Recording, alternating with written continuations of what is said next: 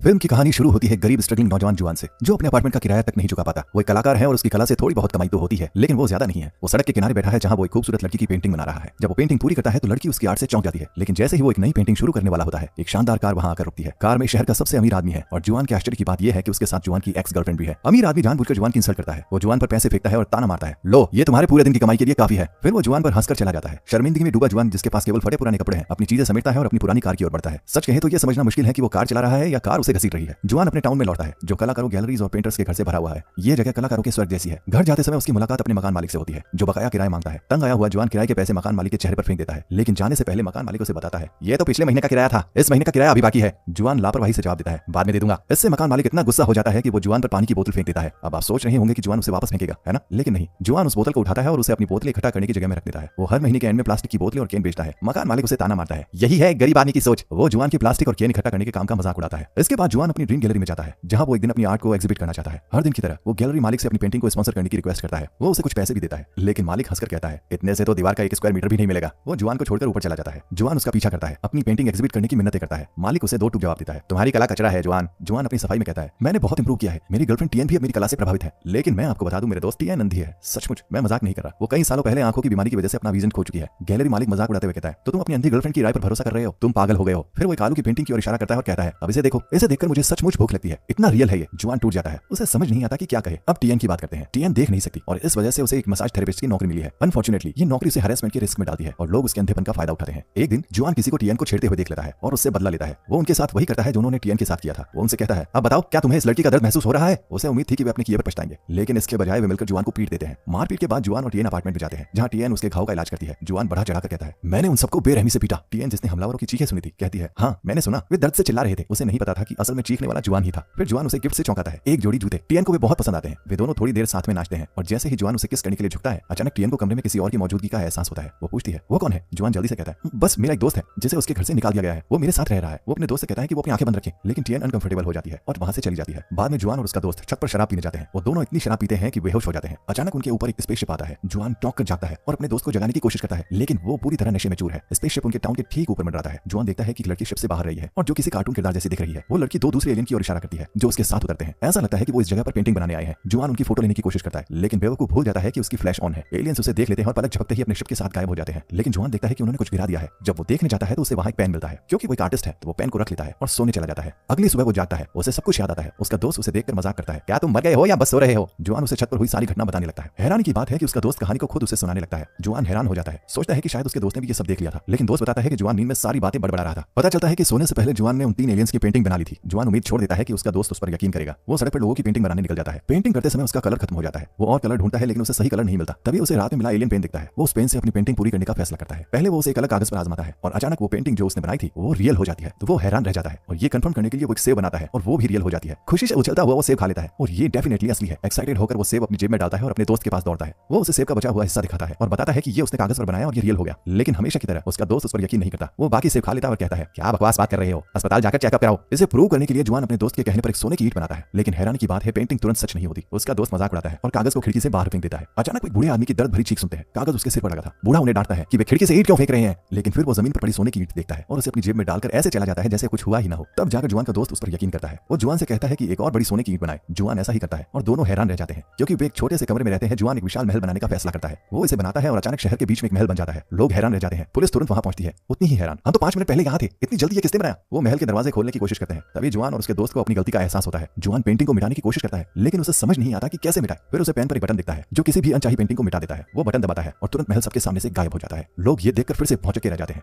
अपने कमरे में वापस जुआन का दोस्त कहता है, हमें कम से कम 200 मिलियन का कैश बनाना चाहिए। वो खुद कोशिश करता है, एक नंबर बनाता है, लेकिन वो पैसे में नहीं बदलता, बस एक नंबर ही रहता है। जुआन पेन लेता है और कुशलता से कैश का ढेर बनाता है। कुछ ही सेकंड्स में कमरा इतने पैसों से भर जाता है कि वो पूरी तरह ढक जाते हैं। बाद में बिल्डिंग का मालिक आता है और कलाकारों को बाहर कचरा छोड़ने के लिए डांटता है। एक लड़की जवाब देने की कोशिश करती है, लेकिन मालिक उसे ताना मारता है, तुम एक लड़के के साथ आती हो, दूसरे के साथ चली जाती हो। फिर वो जुआन को भी आवाज देता है, लेकिन अचानक जुआन और उसका दोस्त जोकर जैसे कपड़ों में नजर आते हैं, जो उन्हें लगता है कि ये कपड़े अमीर लोग पहनते हैं। वे पूरे टाउन के सामने दिखावा करते हैं। जुआन ढेर सारे पैसे निकालता है और मकान मालिक से कहता है, ये लो अगले 100 साल का किराया। मकान मालिक हैरान रह जाता है। उसे समझ नहीं आता कि जुआन को इतना पैसा कहां से मिला। लेकिन जुआन यही नहीं रुकता। जल्द ही पड़ोसी उसे 3 लग्जरी कारों में देखते हैं, जिनमें लड़कियां हैं जो उसका एंटरटेनमेंट कर रही होती है। वो एक टॉप रियल एस्टेट कंपनी में जाता है, वो महल खरीदने के लिए जिसका उसने हमेशा सपना देखा था। वहां उसे अपनी एक्स गर्लफ्रेंड अपने नए बॉयफ्रेंड के साथ मिलती है, जो 15 मिलियन की एक विला खरीदने से इनकार कर रहा है। जुआन सेक्रेटरी के पास जाता है और शहर के सबसे विशेष इलाके में 2 महल मांगता है। वो अपनी एक्स गर्लफ्रेंड के सामने कैश निकालकर दोनों के लिए पेमेंट करता है, जो तुरंत पछताने बताने लगती है कि उसने जुआन को छोड़ दिया था। उसी रात जुआन अपनी अंधी गर्लफ्रेंड टियन को उस नए महल में ले जाता है जो उसने उसके लिए खरीदा था। वो टियन से कहता है कि वो गैस करे कि उनके सामने क्या है। टियन कहती है वो 40 मिलियन का महल जिसके बारे में हर कोई बात कर रहा है, तुम और तुम्हारी खरीदी हुई चीजें। जुआन थोड़ा डिसअपॉइंट हो जाता है कि उसका सरप्राइज बेकार चला गया, लेकिन वो सेलिब्रेशन जारी रखता है। हॉल में मेहमानों की भीड़ है जो टियन को उसके नए महल के लिए बधाई दे रही है। क्योंकि वो देख नहीं सकती, जुआन एक लड़की को लाता है जिसका काम टियन को सब कुछ एक्सप्लेन करना है, झूमर से लेकर पूरे महल की खूबसूरती तक। वो सभी मेहमानों के सामने टियन को प्रपोज करता है, लेकिन टियन इनकार कर देती है और वहां से चली जाती है। जुआन उसका पीछा करता है और पूछता है कि क्या वो उससे प्यार नहीं करती। टियन कहती है कि वो उससे प्यार करती है। जुआन पूछता है अगर तुम मुझसे प्यार करती हो तो तुमने मुझे सबके सामने ठुकराकर शर्मिंदगी क्यों दी। वो जवाब देती है कि उसने ऐसा जुआन के भले के लिए किया, क्योंकि अगर वो शादी कर लेते तो वो पूरी जिंदगी शर्मिंदगी महसूस करता, क्योंकि वो अंधी है और वो अमीर है। वो किसी भी लड़की को चुन सकता है। जुआन कहता है कि वो अमीर नहीं है, उसकी सारी दौलत उसकी आर्ट से आई है। टियन को तब एहसास होता है कि वो अपनी पेंटिंग्स बेचकर मशहूर हो गया है। फिर जुआन उसे एलियंस के जादुई पेन की कहानी बताता है। जब टियन जादुई पेन के बारे में सुनती है तो वो जुआन से कहती है कि वो उसके लिए आंखें बनाए और उन्हें रियल कर दे। जुआन को ये थॉट पसंद आता है और वो एक खूबसूरत लड़की जैसी आंखें बनाने लगता है। वो वेट करते हैं कि आंखें पेंटिंग से निकलकर टियन की आंखों में लग जाए, लेकिन इसकी बजाय आंखें मंगफा के कंधे पर आ जाती है और ये बहुत भयानक है। वे जल्दी से आंखों को मिटा देते हैं जैसे उसने पहले महल गायब किया था। फिर वो सोचते हैं अगर हम पूरा चेहरा बनाए तो क्या चेहरा भी रियल होगा, क्या ये भी उतना ही भयानक हो सकता है। इसलिए वे टियन का पूरा शरीर बनाने का फैसला करते हैं और उसके चेहरे पर आंखें बनाते हैं ताकि वे ठीक वहीं लगे जहां उन्हें होना चाहिए। पेंटिंग को पूरा होने में 5 घंटे लगते हैं। जब ये पूरी होती है टियन अपनी आंखें वापस आने का बेसब्री से इंतजार करती है, लेकिन कुछ नहीं होता। उसे लगता है कि वे सब उसके साथ मजाक कर रहे हैं, इसलिए वो घर से चली जाती है। जैसे ही वो बाहर कदम रखती है वो पेंटिंग दरवाजे पर गायब हो जाती है और वो पेंटिंग के अंदर से आती है जिसकी आंखें खुली हुई है। ये काम कर गया, टियन अब देख सकती है। जुआन उसे इधर उधर घुमाने ले जाता है। वो उसे पूरे चाइना का टूर करवाता है। मंगफा उस टिकटॉकर से प्यार करने लगता है जिसके लिए वो पहले पागल था। उनकी जिंदगी पूरी तरह बदल जाती है। जुआन को आखिरकार एक आर्ट एग्जीबिशन मिलती है जहां वो अपनी पेंटिंग्स एग्जिबिट करता है। वे पेंटिंग जिन्हें पहले कोई खरीदना नहीं चाहता था अब नीलामी में बिकते हैं और लोग बोली बढ़ाते रहते हैं। ये सब इसलिए क्योंकि वो अमीर हो गया है और हर कोई सोचता है कि ये उसके पेंटिंग करने के टैलेंट की वजह से है। लेकिन असल बात यह है कि जादुई पेन कुछ भी हवा से नहीं बनाता। टियन की आंखें भी कहीं से नहीं आई। जिस पल उसे आंखें मिली उसी पल एक फेमस एक्ट्रेस अचानक फिल्म सेट पर अपनी आंखें खो देती है। ये घटना वायरल हो जाती है और लोग हैरान थे कि एक्ट्रेस की आंखों को अचानक क्या हुआ। यहाँ तक कि वे पैसे जो उन्होंने पेंटिंग के दौरान इस्तेमाल किए वे भी कहीं और से नहीं आए। एक बैंक से ठीक उतने ही पैसे गायब हो गए थे और सुरक्षा कैमरों ने पैसे के गायब होने को रिकॉर्ड कर लिया था। पुलिस इस मिस्ट्री को समझने की कोशिश में पागल हो रही थी। ली चोंगी भी जुआन की अमीरी से जलने लगता है और ये पता लगाने की कोशिश करता है कि जुआन इतना अमीर कैसे हो गया। जब वो बैंक चोरी की खबर सुनता है तो वो सारी बातें जोड़ता है और पुलिस से कांटेक्ट करता है। वो कहता है कि उसे एक ऐसे शख्स के बारे में पता है जो रातों रात अमीर हो गया और डेफिनेटली ये वही चोर होगा। पुलिस को पता चलता है कि जुआन जो पैसे अपार्टमेंट खरीदने के लिए इस्तेमाल किए थे उन पैसों के सीरियल नंबर बैंक से चुराए गए कैश से मेल खाते हैं। वे जुआन और मंगफा को एक आर्ट ऑक्शन के बीच में गिरफ्तार करने जाते हैं जहां लोग उनकी पेंटिंग्स खरीद रहे हैं। जुआन और मंगफा समझाने की कोशिश करते हैं कि उन्होंने कुछ नहीं चुराया, उनके पास एक तरह का जादू है जो उन्हें जो चाहे वो देता है, लेकिन वे जादुई पेन का जिक्र नहीं करते। वे पुलिस से कहते हैं कुछ भी मांग लो, हम उसे अभी बना देंगे। पुलिस एक फरारी मांगती है। जुआन और उसका दोस्त कहते हैं कि कोई उन्हें जादू करते समय न देखे और अचानक एक लाल फरारी पुलिस स्टेशन के अंदर आ जाती है। पुलिस हैरान रह जाती है और क्योंकि उनके पास कोई चोरी का सबूत नहीं है